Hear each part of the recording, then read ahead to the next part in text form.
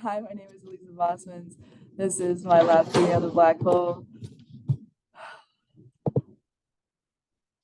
The purpose of this lab, part one, is to calculate the net force components from observing the motion of a star orbiting a black hole, to determine the mass of the black hole, determine the velocity of the purpose of part two is to determine the velocity of a ship that will fly near the black hole, therefore escaping the system without being sucked in.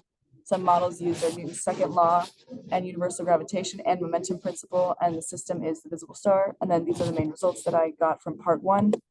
Some fundamental principles are the momentum principle, which is the relationship between net interaction system and surroundings to the observed motion of the system. And these are the equations on this left-hand side right here. And then the force, the universal law of gravitation is also used in this lab. It's the force felt on the system due to the mass of another object. And these are this is the main equation right here, and rearranged is down here. This is what it used. Newton's second law, the velocity update, is what is applied to this, and position update as well. Some details of the computation are: the computational model includes universal gravitation formula, net force formulas, and Newton's second law to solve for the mass of a black hole. This mass is then used in part two to calculate the speed at which to drive by the black hole. Computational model includes universal gravitation formula, net force formulas, and Newton's second law to visualize the motion of the planet. And by changing initial velocity ship, we can figure out a velocity at which the ship can be escaped by not getting sucked into the black hole, and also driving by and not just driving directly away from the black hole. This is part one. These are initial conditions right here. These are the initial equations that are used as well. These were all given to us, and nothing was needed for that. These are all of the equations that are used. This is to calculate the magnitude of the momentum, and then this is to find Newton's second law and calculate the change in momentum over time.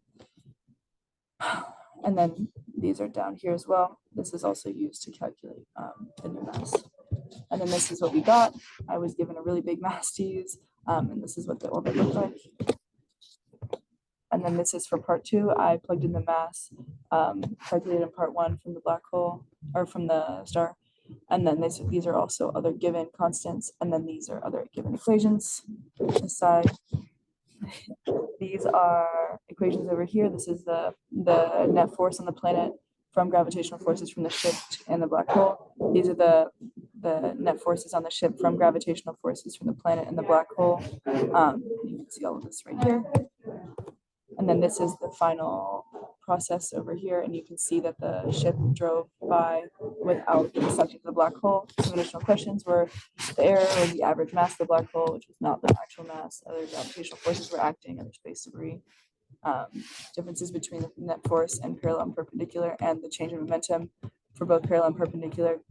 We calculated the change in momentum from momentum equals mass times velocity. Parallel and perpendicular net force can be calculated without this change in momentum.